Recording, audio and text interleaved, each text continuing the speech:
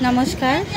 আমরা বঞ্চিত upper primary চাকরি প্রার্থী বৃন্দের অবস্থান বিক্ষোভ মঞ্চ থেকে দুটো লাইভে উপস্থিত হয়েছি এবং আজকে আমাদের 1058তম দিনে এসে আমরা হাজির হয়েছি।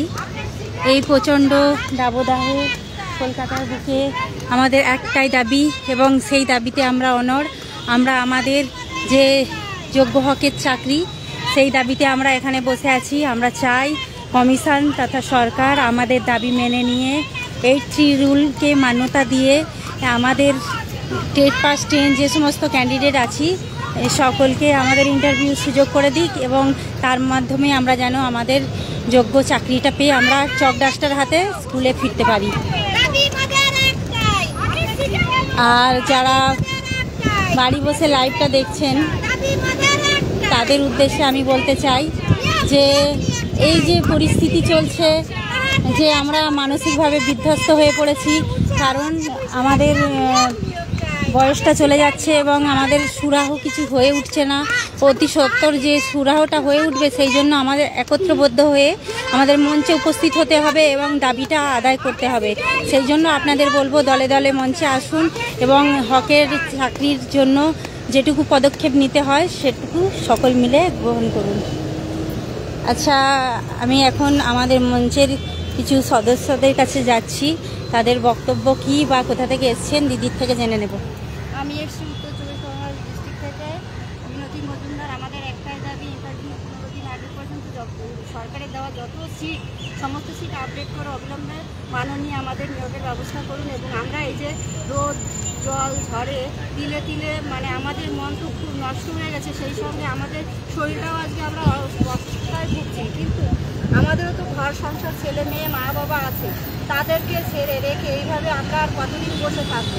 আমাদের দ্বারা আর বসে থাকা সম্ভব হচ্ছে না। এই যে আমরা সাদা পাথর দিয়ে পাস করিনি, আমরা আমাদের যোগ্যতা দিয়েই পাস করেছি। অতএব সরকার বা মাননীয়ার কাছে আমাদের একটাই দাবি যে অবিলম্বে আমাদের মাননীয় নিয়োগের ব্যবস্থা।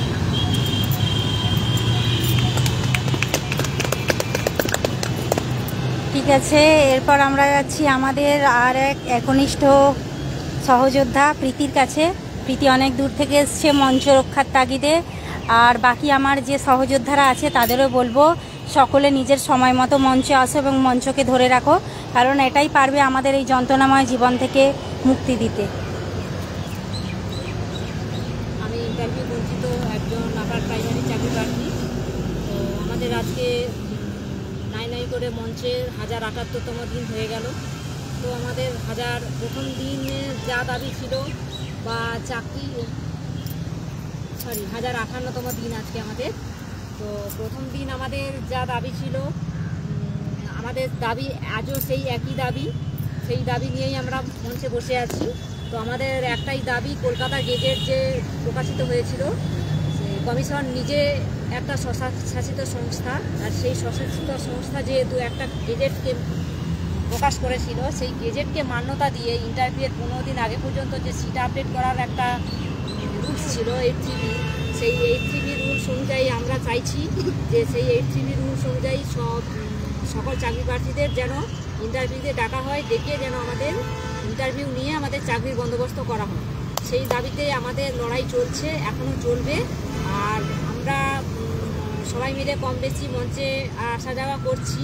তো যারা মঞ্চে আসছেন না তাদের জন্য একটা মঞ্চ থেকে একটা বার্তা দিতে চাই যে আপনারা হতাশ হয়ে যাচ্ছেন হয়তো ঠিকই, কিন্তু হতাশ হলেও কোনো লড়াই কিন্তু এত সহজে ছেড়ে দেওয়াও যায় না, বা কোনো লড়াই খুব তাড়াতাড়ি যে তার ফল পাওয়া যায় সেটাও কিন্তু নয়।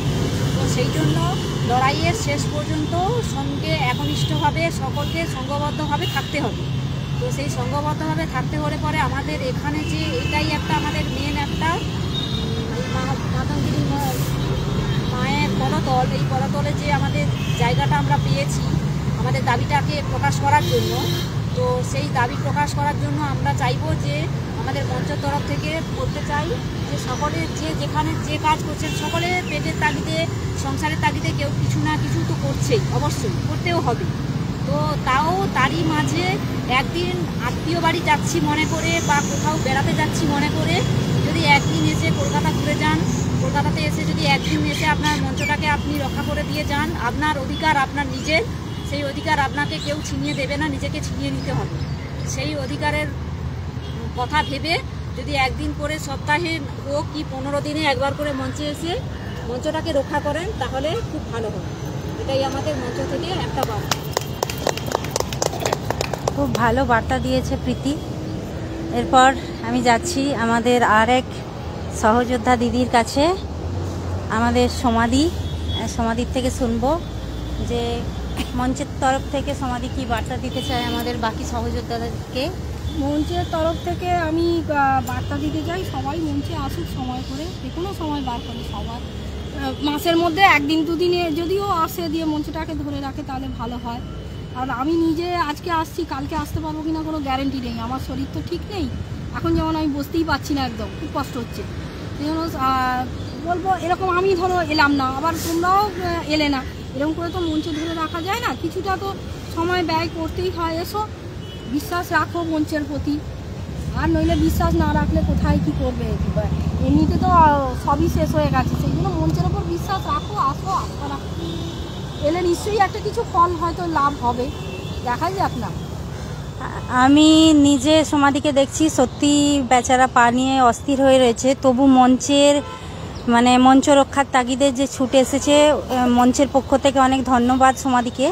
এবং বাকিদের বলবো উনি যদি অজুহাত দেখিয়ে বাড়িতে থাকতেন অবশ্যই থাকতে পারতেন, কিন্তু অজুহাত না দেখিয়ে মঞ্চ রক্ষার তাগিদে এসছেন, সেহেতু বাকিদেরও বলবো নিজস্ব সময় মতো নিজস্ব সুবিধা করে মঞ্চে আসুন, কারণ এই জায়গা থেকে আমরা কিন্তু আমাদের দাবিটা অর্জন করতে পারি। বাকি কিন্তু আর কোনো পথ আমরা দেখতে পাচ্ছি না, কারণ সরকারের যে অনীহা, সেই অনীহার জন্য আমাদেরকে প্রতিরোধ গড়ে তুলতে হবে। এবং আমরা কোনো অযৌক্তিক কোনো চাহিদা করছি না, আমাদের যে চাহিদা, আমাদের যে যুক্তি, আমাদের যে দাবি, সেটা একদমই ন্যায্য। তাই বাকি আমাদের সহযোদ্ধাদের বলবো সকলে মঞ্চ রক্ষা করতে আসুন এবং মঞ্চটাকে ধরে রাখুন, বাঁচিয়ে রাখুন, তাহলে নিজেও বেঁচে থাকবেন। নিয়োগ চাই।